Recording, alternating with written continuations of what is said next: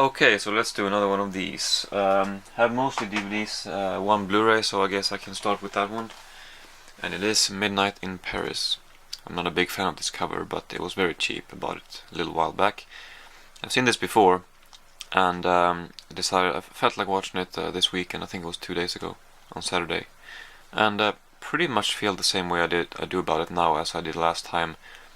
Possibly I liked it a little bit less this time, but I still think it's a great movie. I don't know. And there's still most of the reference to these writers in Paris and painters and everything, or whatever they are. It goes over my head. I'm not quite sure who these people are, but I know Hemingway, but otherwise. Yeah, but I think it's fine if you don't know, because it works anyway. You can still understand the movie and appreciate it if you don't get the sort of inside jokes, I guess you can call them. But it is a great movie after all. Let's see. We have a movie by Mike Leigh called Life is Sweet, which starts out as pretty much a pure comedy, kind of a, I don't know, witty comedy.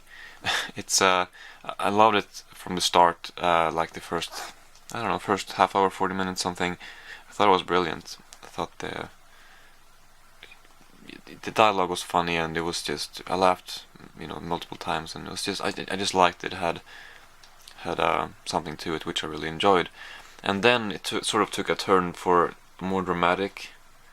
Well, when it does that for the first time with with her, I'm not going to say what happens exactly, but I thought that was really well done. It was a very drastic change into that sort of territory. When you get to know them more, you realize that okay, they have some problems too, which you cannot realize from the first place, or you pretty much understand that, but they haven't shown anything before that really.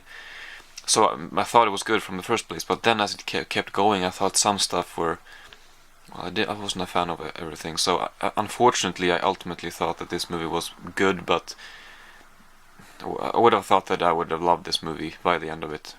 But as it, progressed or kept going, I was like, not sure if I like all of this. But anyway, it still is a good movie and a good cast. I mean, it has Jim Broadbent, David Thewlis, and what's his name?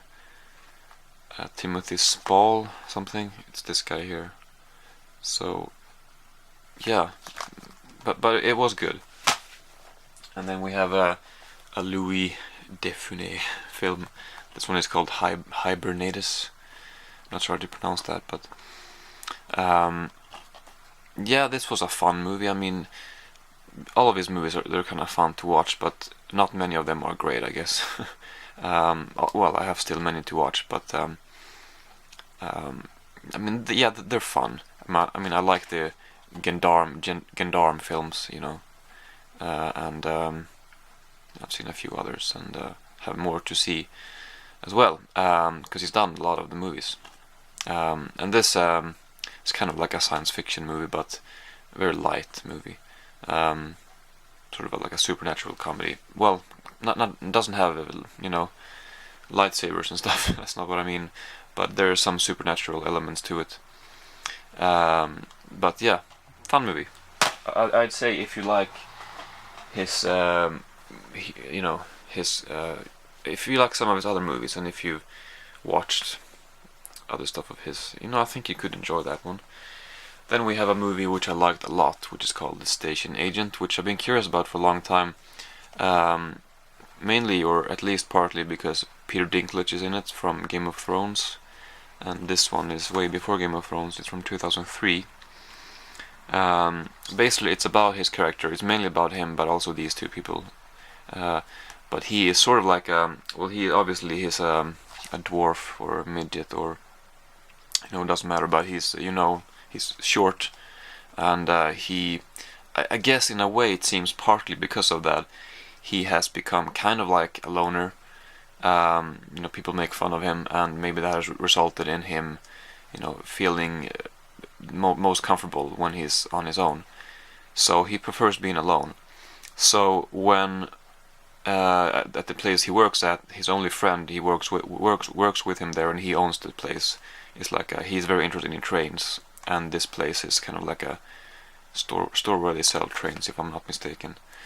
So when that guy dies, he inherits a station, not a train station, but a station house, possibly. I'm not sure exactly what it's called, but he inherits that, which is perfect for him, and he goes to live there because it's very sort of secluded and outside of town. I guess very few people live there, and that's exactly what he wants.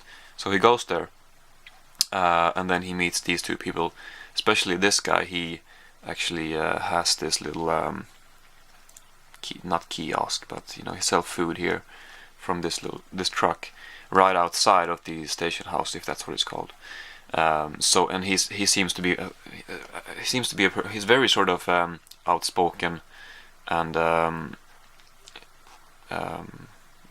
it's Bobby Carney. His name should be up here. It's not, but Bobby Cannavale, I think his name is. If you've seen Boardwalk Empire, he was Vic Rossetti, I think his name might have been, something like that. And it's incredible how versatile this actor is. He just plays a completely different part. I mean, even if you've seen him in Boardwalk Empire a few days before, you can totally take him seriously as a very nice, down-to-earth guy in this movie.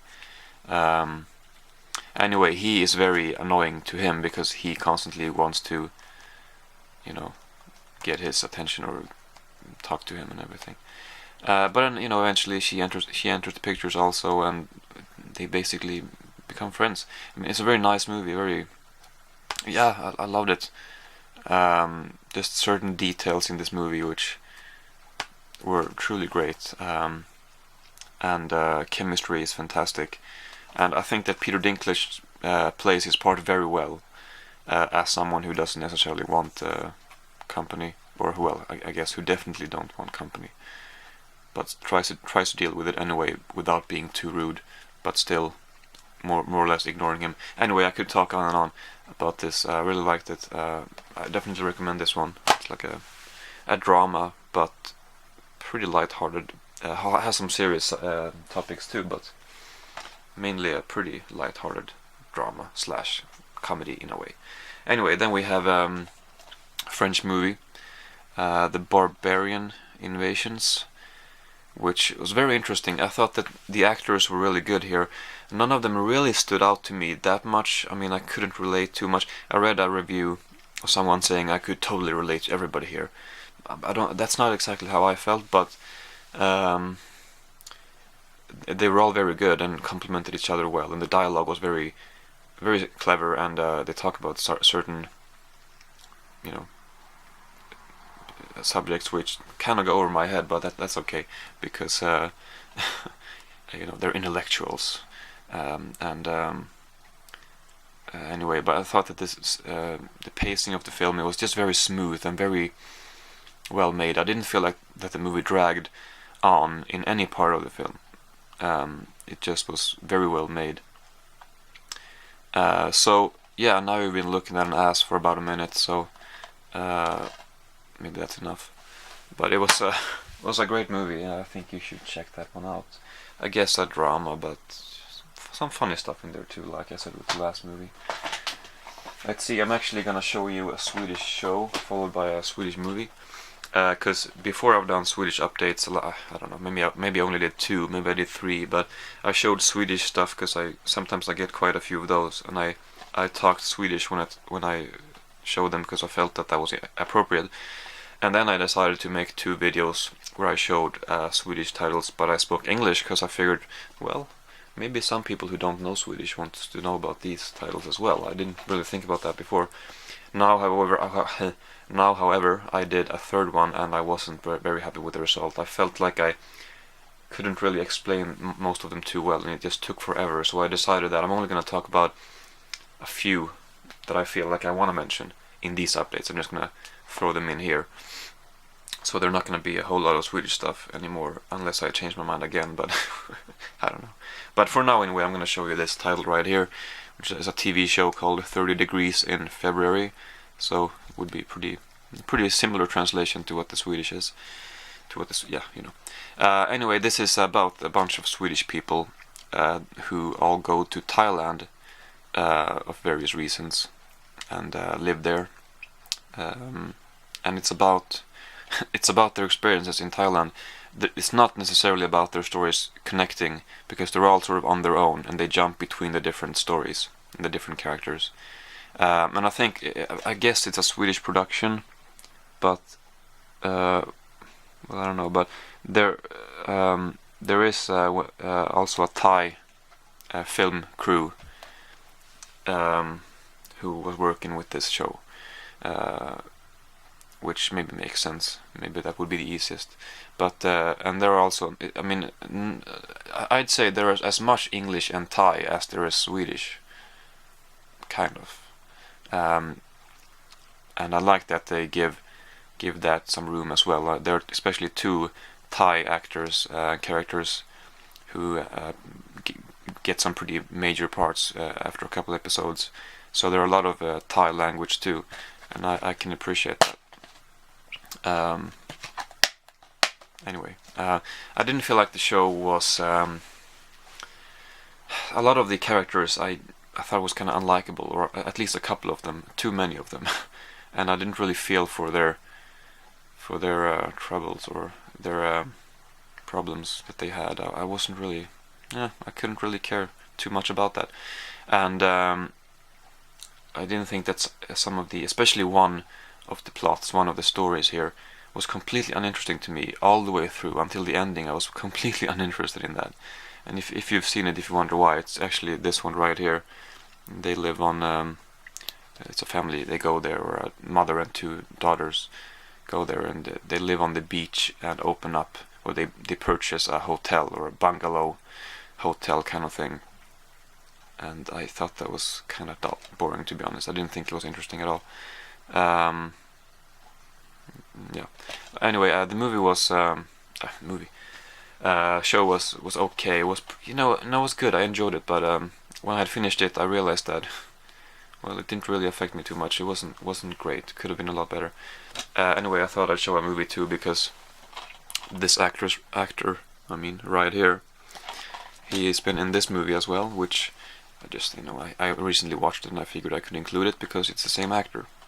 Kind of like a very kind of, well, I guess an unusual movie in a way. It's very absurd and almost kind of surreal at times.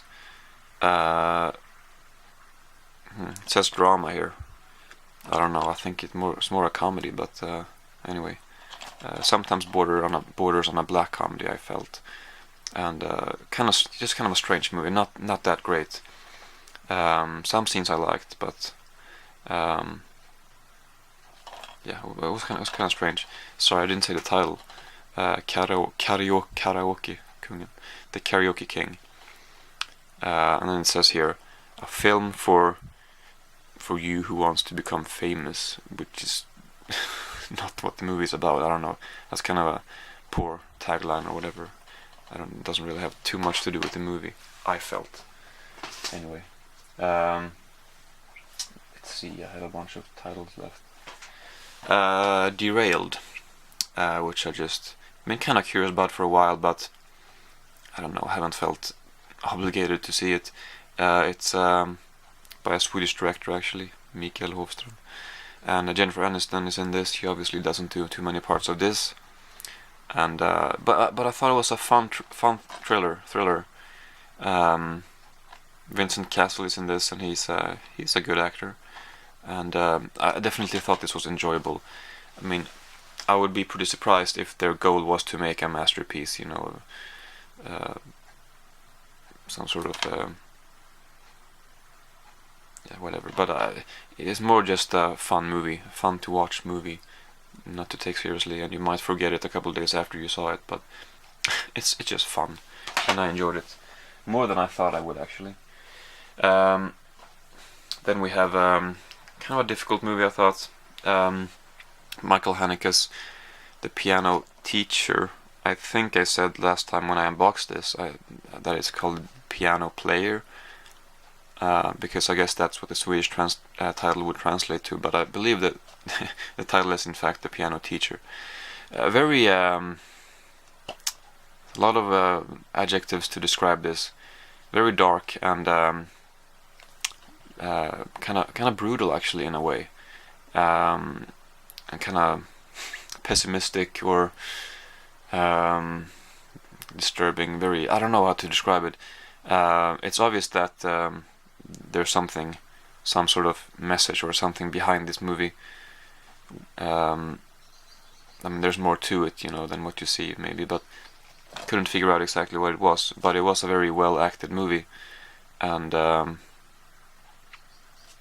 yeah, I guess Michael Haneke has made a couple of these types of movies, not exactly feel-good movies, and this is definitely one of those. I think some people have mentioned that even for Haneke, it's a pretty brutal and disturbing little flick. It's a drama, but it's more than just a drama. It's pretty intense. So, but I thought it was a good movie, very interesting and intriguing, and original. Evokes a lot of thoughts. So I would recommend that one. And yeah, I guess that's all I have time for today. So yeah, thanks for watching once again, and see you in my next update.